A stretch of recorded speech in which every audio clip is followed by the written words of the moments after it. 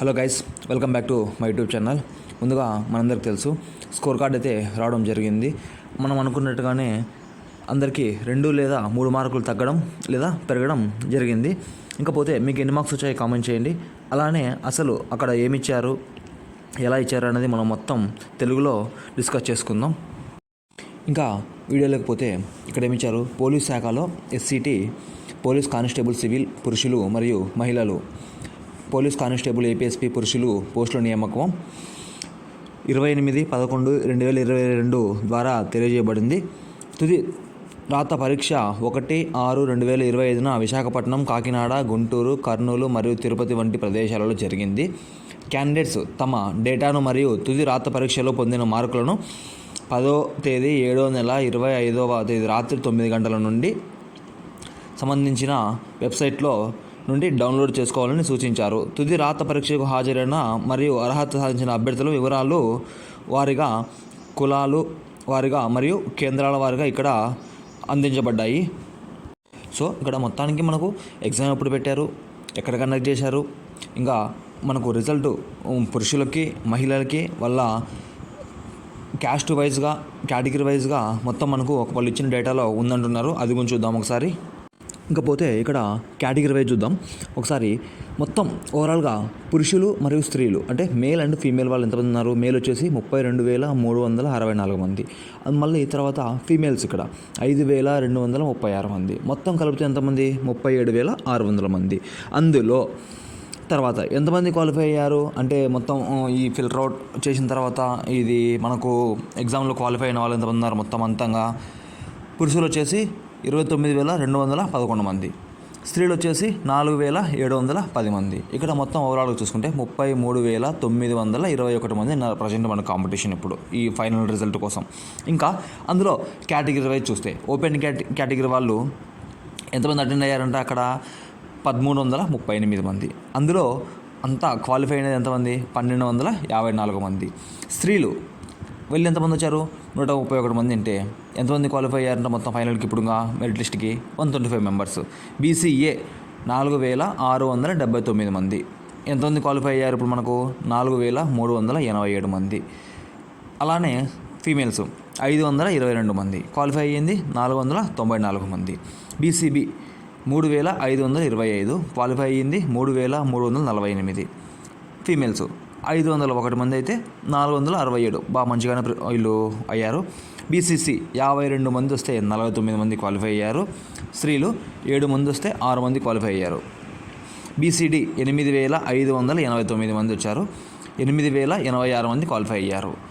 Females 1,256 మంది వస్తే 1,205 మంది అయ్యారు. BCE 856 వస్తే 805 మంది క్వాలిఫై అయ్యారు. వీళ్ళు 80 మంది వస్తే 75 మంది క్వాలిఫై అయ్యారు ఫీమేల్స్.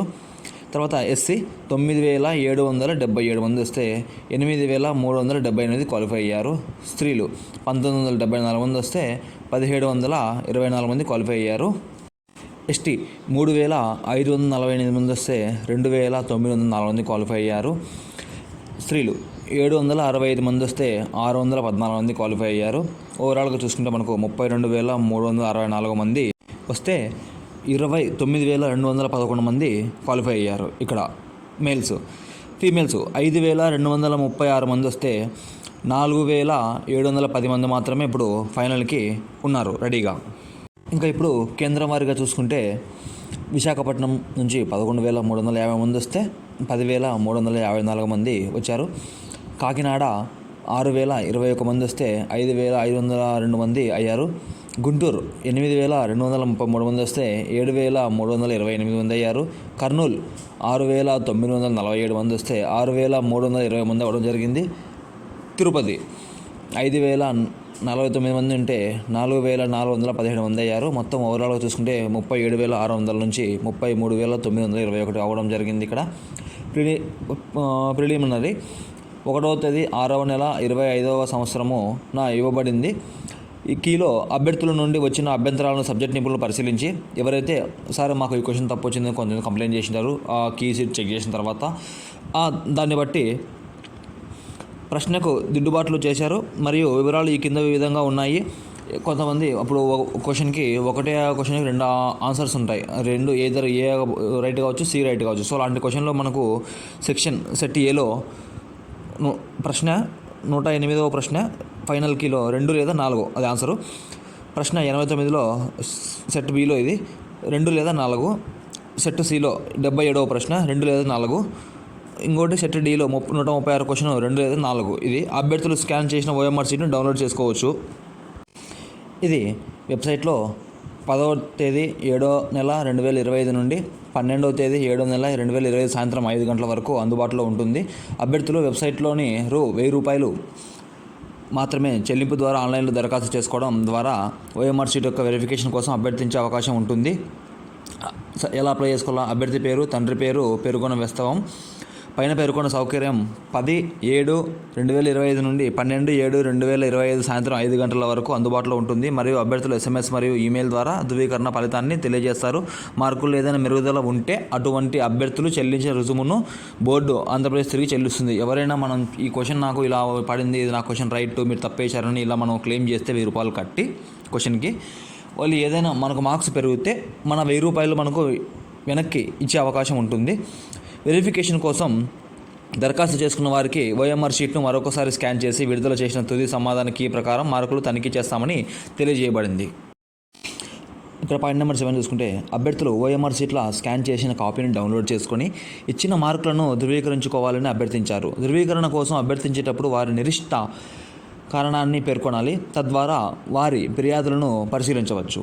పాయింట్ నెంబర్ 8 రుసుముతో అందిన ప్రతి చెల్లుబాటు అయ్యే ప్రాతినిధ్యాన్ని మాత్రమే పరిశీలిస్తారు మరియు ఈ విషయంలో కమిటీ నిర్ణయం తుది నిర్ణయం అవుతుంది. చివరి తేదీ తర్వాత తదుపరి ఎటువంటి సమాచారం అందించబడదు. అసంపూర్ణ ప్రాతినిధ్యాలు స్వీకరించబడవు. సో వాళ్ళు ఇచ్చిన డేట్ అండ్ టైంలోనే ఏదైనా సరే మనం క్లెయిమ్ చేసుకోవాలంటే క్లెయిమ్ చేసుకోవచ్చు. సో ఆ తర్వాత డేట్ అయిపోయిన తర్వాత మనం క్లెయిమ్ వేస్ట్. ఇంకా పాయింట్ నెంబర్ 9 అభ్యర్థులు తమ వివరాలను డౌన్లోడ్ చేసుకొని సమాచారం సరైనదో కాదో ధృవీకరించుకోవచ్చు.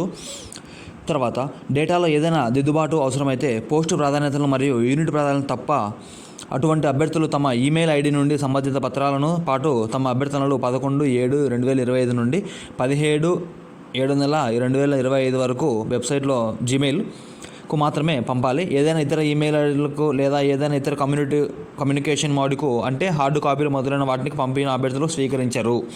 మనం వాళ్ళు ఇచ్చిన మెయిల్కే పంపించాలి. ఏదైనా వాట్సాప్కి పంపిస్తాము, వీటికి పంపిస్తామంటే వాడు ఆ డేటాని చూడడు, పట్టించుకోడు కూడా.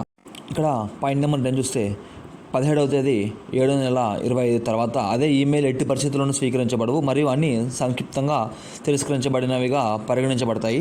11వ పాయింట్ చూస్తే ఉద్యోగాన్ని సెక్యూర్ చేస్తామని ఆఫర్ చేసే మరియు జాబ్ రాకెటర్లని పట్ల దరఖాస్తుదారులు జాగ్రత్తగా ఉండాలి. వారిని నమ్మవద్దు లేదా అలాంటి వ్యక్తులు డబ్బు ఇవ్వకండి. వెంటనే పోలీసులకు లేదా బోర్డు అధికారులకు తెలియజేయబడండి.